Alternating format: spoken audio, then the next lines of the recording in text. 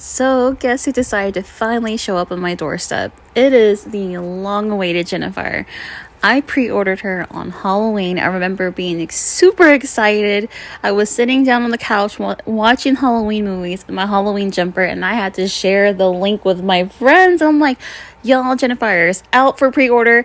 Let's get her. Like, I was so excited. So I've been waiting since the end of October to get Jinafire. And you know what? Some people were lucky enough to receive her the same night. I don't know how they pulled it off, but they ended up getting Jinafire the same night. And like throughout this long awaited period of time, I'm like, everybody, it feels like in the world is getting their Jinafire but me. And that's how excited I was for her, and I was so anxious and I was so impatient with getting her, but she's finally here. So I decided to do a little unboxing with y'all and to share my thoughts. So one thing I do love packaging, so I love looking at the little details of the packaging, the illustrations, and all that good stuff. The one thing I found interesting is that she is on the back of the box with other ghouls, right? But they're the Recore, like, refresh dolls. Something, is she not going to get a Recore refresh doll? Because I love the alt look on the other ghouls. I think they executed it well. I love it. Especially like Frankie and stuff. But I just love the details in this doll. The boots, for one.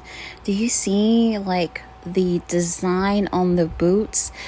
This doll sticks out to me, and you know what it is the detailing from the fabric to the like the skirt, to the top, and the little blazer that she has on. There's so much intricate detailing on different pieces of this, even from the body base. The hands, I was like, holy crap, there is detailing in her hands. The face screening, I noticed that it's bright, it's vibrant, and it's crisp and clear. Same thing on her pet. The screening on the pet is exactly the same. The colors really pop out with this soul. And everything from like the jade bracelet, which the camera will barely pick it up, but there's cherry blossoms on that jade bracelet. The sunglasses, my friend pointed this out. The sunglasses fit snug on her. Not saying it's too tight or anything, but the end of the sunglasses have a little bit of a curve so that they won't slip off the doll.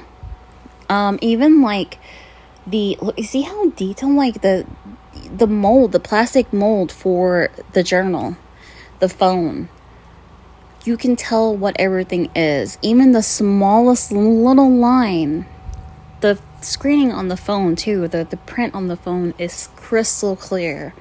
Like, this doll, I was shocked. And I gasped at like the quality of this doll. And the accessories are to die for. Like this body form, or this dress form, I think is what it's called. I forgot what it's called, forgive me.